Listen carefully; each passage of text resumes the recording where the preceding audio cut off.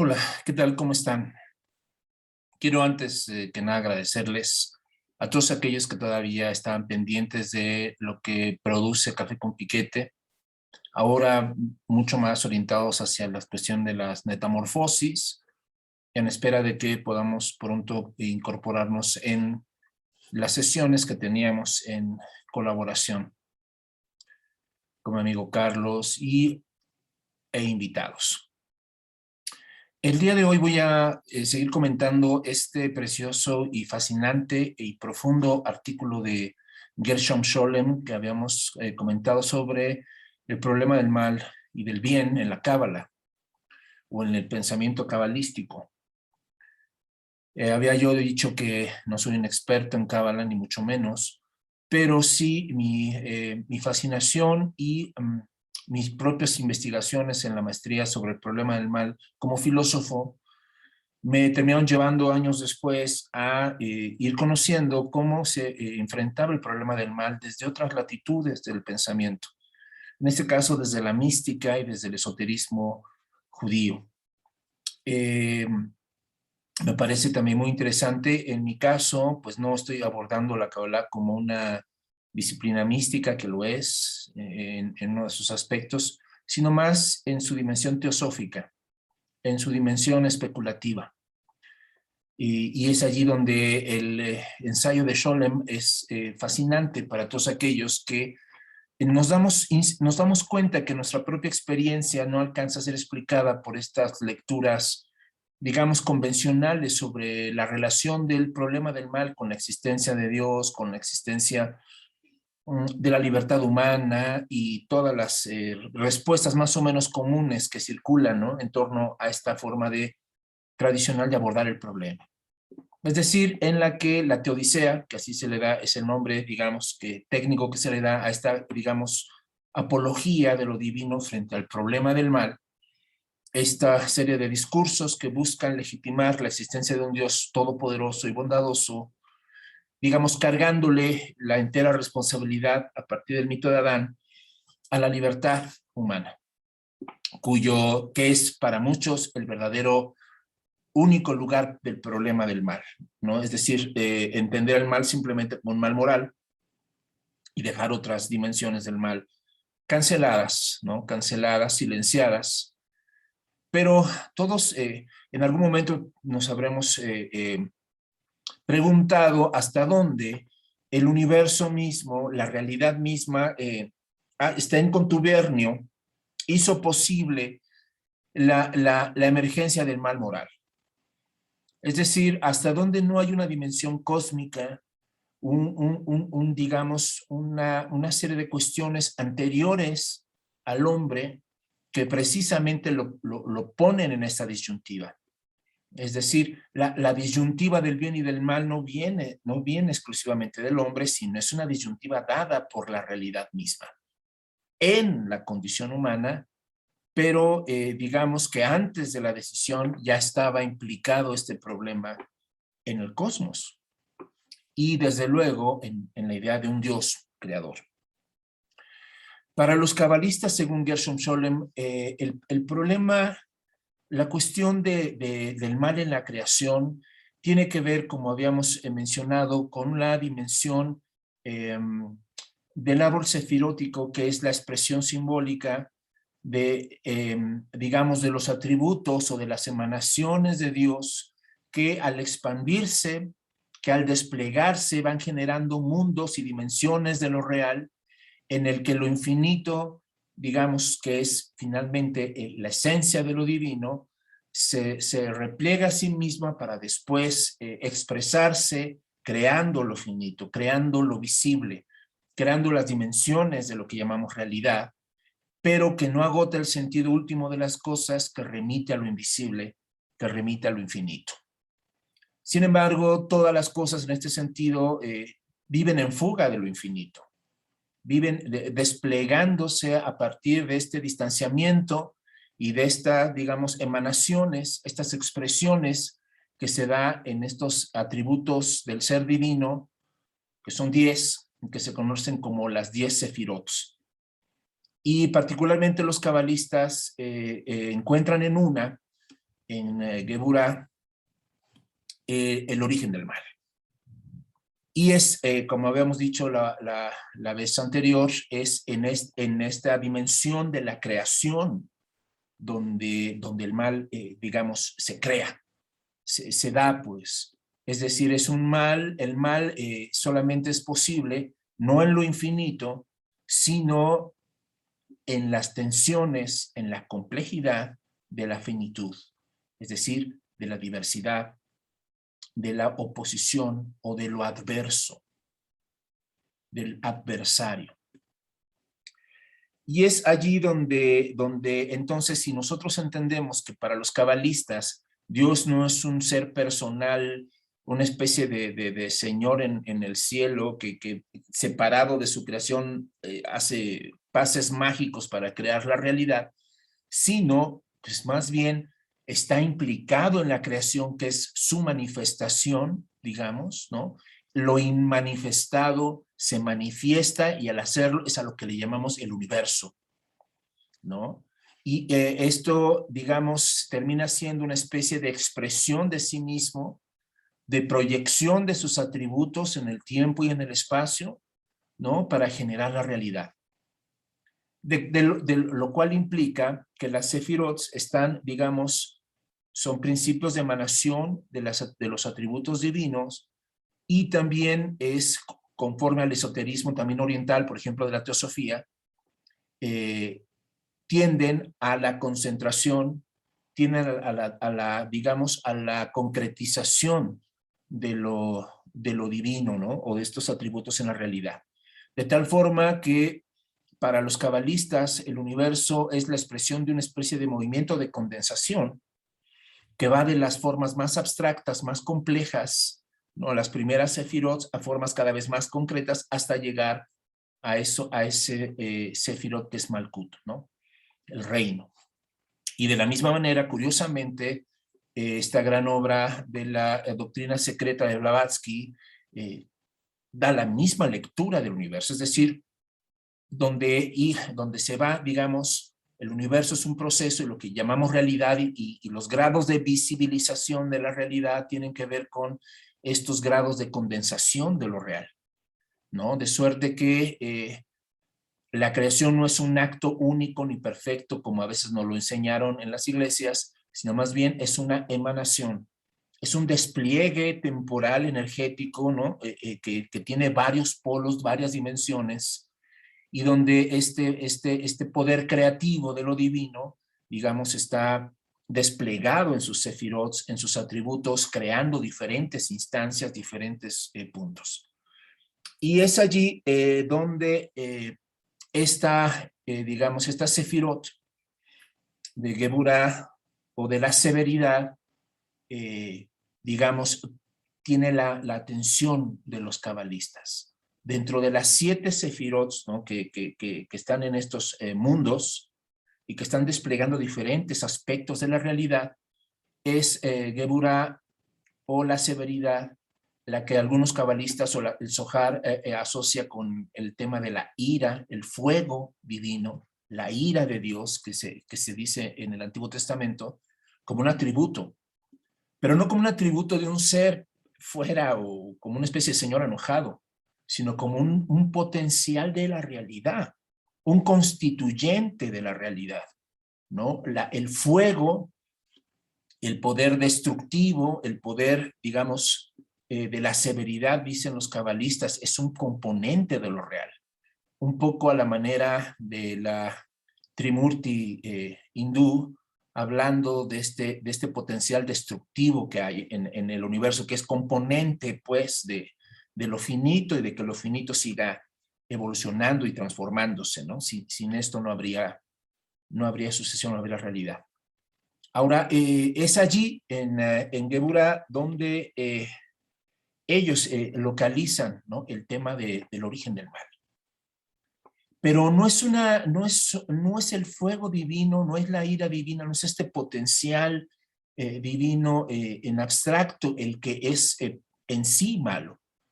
El problema del mal inicia cuando esta fuerza, esta séfira, tiende en su capacidad de condensación y su poder creativo, tiende a la autonomía, tiende digamos, a separarse de la armonía potencial, ¿no? Digamos, de lo infinito. Y es en la finitud, es en la diversidad, es en la complejidad de lo real que la ira de Dios, ¿no? o esta manifestación tiene su poder como mal. Y entonces se van creando diferentes centros, diferentes, digamos, expresiones donde esta ira se manifiesta, ¿no? Por eso, desde este punto de vista, digamos, es que se crea a través de esta, digamos, separación de este poder de la severidad, una otra parte, una alteridad, una fuerza, un poder, el poder de la oscuridad, el poder del fuego, el poder digamos en términos simbólicos, de lo infernal o de lo demoníaco, ¿no? O sea, lo demoníaco es un componente, digamos, de lo divino. Aquí ya, digamos, aquí ya no estamos en estas versiones infantiles, ¿no? De seres que se rebelan y que son como un mini ejército que está en conflicto con el gran rey. O sea, este tipo como versión de ciencia ficción. O sea, no, aquí estamos hablando de metafísica, aquí estamos hablando que los cabalistas descubren, pues, que existe en la realidad este potencial y que no están hablando de personitas, de demonios así, están hablando de una dimensión de la realidad que tiende, ¿no?, a generar esta parte como sombría, conflictiva, abismal, oscura, de lo real mismo, ¿no? Esto que en el arte, en la psicología, alguien podría decir, es lo siniestro, ¿no? Como un componente de lo real. Fíjense qué interesante interpretación hacen los cabalistas sobre este punto del Génesis en la creación, como decía, en el que en el segundo día se separan las aguas y se crean las aguas superiores y se separan de las aguas inferiores. Es allí, dicen ellos, donde simbólicamente podemos encontrar el origen de lo adverso, es decir, en el 2. Y este 2, este segundo día de la creación, que es cuando surge la separación, cuando surge potencialmente el conflicto, es justamente, digámoslo así, el nacimiento de la mano izquierda, ¿no? Para los cabalistas, y curiosamente, fíjense qué curioso también, en el mismo vocabulario teosófico, la izquierda se asocia a lo siniestro y la derecha se asocia a lo diestro. Es decir, la derecha nace en el primer día de la creación, es decir, es el misterio, dicen ellos, de la mano derecha. Pero para que la creación sea una creación completa y exprese todas las posibilidades de lo infinito, requiere de la mano izquierda. Esto que hemos escuchado mucho, ¿no? El que vivimos en la dualidad. Solo que, digamos, como decía hace un momento, el asunto de la severidad o de la dualidad, cuando está armonizada todavía, es un mal potencial, pero no es un mal efectivo. El problema es cuando esta potencia se autonomiza, ¿no? Esto que en las tradiciones católicas llaman la rebelión de Satanás, ¿no? Que no es más que esta emanación que tiende a separarse, independizarse, ¿no? Porque está en su potencial creativo hacerlo. Y entonces dicen ellos que es allí donde surge la tensión entre el día 1 de la mano derecha del día 2 de la mano izquierda. Por lo tanto, el tercer día, ¿no?, es el día de la mediación, lo que habíamos hablado sobre el número 3 en alguna ocasión, ¿no? Es decir, el 3, el tercer día, es el que busca el equilibrio de esta oposición, de este conflicto entre la mano derecha y la mano izquierda. ¿Y cómo logra hacerlo? Dicen los cabalistas, se pone el infierno abajo, la tensión, la fuerza, el fuego destructivo de este potencial. Estamos hablando que cada una de las sefirot es una expresión de lo infinito, con cualidades diversas, ¿no? Entonces, pues la severidad tiene un potencial infinito, tiene un potencial que viene de lo divino, ¿no? Que expresa de alguna manera esta cualidad, digamos, que al autonomizarse, al separarse, le conocemos como mal, ¿no? Entonces, curiosamente, fíjense qué interesante. Si la mano izquierda o el segundo día es el día del juicio, es el día digamos, de la confrontación, de la acusación. Recuerden ustedes que eso es uno de los nombres del diablo, el acusador. Entonces, si la mano izquierda es acusación, quiere decir que para que la mano izquierda tenga que acusar, que juzgar, necesita algo que juzgar, que es el mundo de la mano derecha. Por tanto, hay una lógica entre qué fue primero, si la mano derecha o la mano izquierda. Para los cabalistas tenía que ser así, ¿no? Una especie de preeminencia de la mano derecha sobre la mano izquierda, pero lo cual no implica que la mano izquierda esté supeditada, porque al final del día justo el problema es ese, ¿no? Esa ausencia de equilibrio, ¿no? Entonces, es aquí donde se da, digamos, la conexión entre lo metafísico y lo moral. Porque justamente si hay un potencial que tiende a la escisión, que tiende al caos, que tiende a la entropía, van a decir los científicos, hay ese potencial, ¿no? Digamos, como de hoyo negro en la realidad, en el cosmos, ¿no? Bueno, pues algo así tendrá que, digamos, dramatizarse en la condición del ser humano. Y entonces, para los cabalistas, el drama del Génesis y del hombre está, digamos, en que el hombre radicaliza aún más este conflicto. Y que en el hombre la mano derecha y la mano izquierda supone, pues, ese conflicto cósmico, pero ahora, digamos, visto antropológicamente en el ámbito de las decisiones humanas. Y el drama, el problema, consistió en que al separar con el acto de desprender justo el fruto del árbol del conocimiento del bien y del mal, rompió el vínculo que había, lo habíamos dicho, ¿no?, la otra vez según Gershom Scholem, rompió el vínculo que había entre los dos árboles. El árbol del conocimiento del bien y del mal tenía una raíz común con el árbol de la vida. Solo por fuera eran dos, pero había una unidad.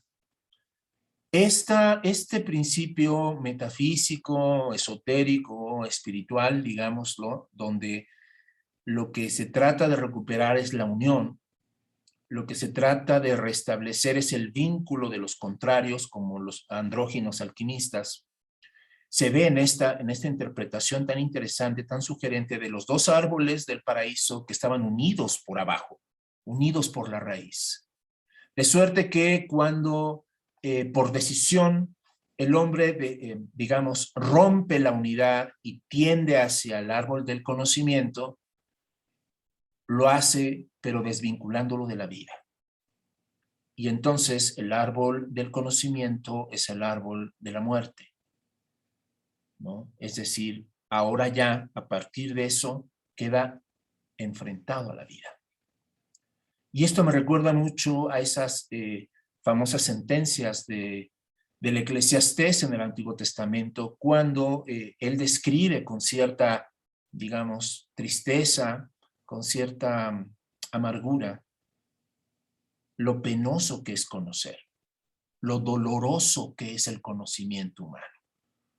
Porque esas descripciones del conocimiento humano son a partir de dos árboles que han sido desgajados, de dos árboles que han sido arrancados. Y entonces dice el Eclesiastés que no añade sabiduría, añade dolor. y que hay una cierta infertilidad en el conocimiento, porque dice él, lo mismo el hombre que el animal van a morir, igual. Vanidad de vanidades, todo es vanidad. Pero esto solamente puede entenderse a partir justamente de esa, digamos, fractura. Esa fractura entre la vida y el conocimiento, por esta decisión humana, ¿no? Por este despertar, van a decir algunos, como decía yo en la metamorfosis anterior. Pero hay algo que los cabalistas, y con esto quiero concluir, hay algo que los cabalistas también reconocen, y es que esta fractura, que esta adversidad, que esta tensión no es entre dos objetos enfrentados uno al otro como dos reinos separados, que es más o menos, digamos, la versión más o menos maniquea que hemos escuchado y que hemos visto representada en el cine o en las series o en algunas narraciones, ¿no? O hasta en las iglesias, ¿no? La lucha del bien contra el mal, como si fueran dos entidades fijas y bien definidas una de la otra, ¿no? En realidad los cabalistas reconocen que siempre hay una metáfora preciosa de ellos cuando hablan de esta dimensión del fuego divino que logra, digamos, en toda su fuerza, independizarse del resto de la creación, separarse digamos, de la armonía con las demás céfiras, ¿no? Y lo que dicen ellos es que lo que ese fuego quema es la severidad, ¿no? Como que funde una parte de la realidad y al fundirla, digamos, caen como escorias, como excesos, ¿no? Que salen botados de ese fuego, dice el libro de los Hebreos, ¿no? De ese fuego consumidor. Bueno, pues según ellos, es justamente es en ese ejercicio, en esa brotar de escorias por ese poder impresionante de esta céfira que se independiza de las demás con toda su fuerza, con toda su majestuosidad, en las que, digamos, las chispas de la divinidad quedan contenidas, quedan presas, quedan alimentando, ¿no? Quedan incorporadas al mismo potencial de la ira divina. Es decir, que para los cabalistas está mezclado, que aún dentro de esa dimensión potencialmente negativa o destructiva, existe aún la divinidad. Y esto, mis estimados metamorfoseados, nos abre a implicaciones antropológicas fascinantes. Es decir, si en la misma metáfora, ¿no?, de lo que queda, digamos, fundido por este fuego divino, permanecen chispas de la divinidad, la pregunta es, ¿qué pasa si se logran separar? ¿Es posible la redención del mal? ¿Es posible que esas chispas regresen a su origen y sean rescatadas de allí? Y si ese rescate implica también el rescate de lo demoníaco o la desintegración de lo demoníaco. Y aquí tenemos pues digamos, reflexiones muy interesantes que si las trasladamos a otros ámbitos, ¿no?, más o menos equivalentes, nos pueden dejar muy pensativos.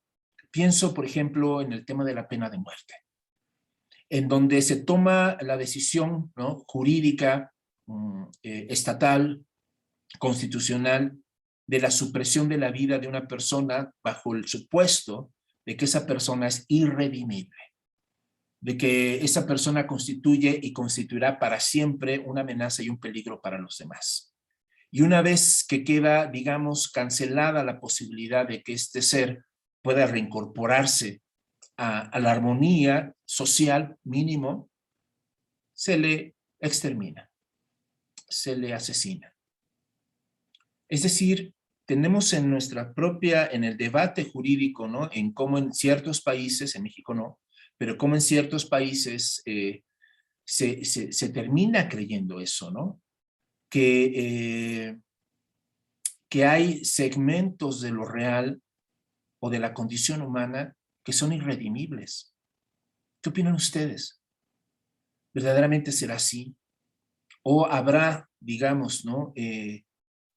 Finalmente la esperanza, la posibilidad de que el bien se imponga sobre esto? No.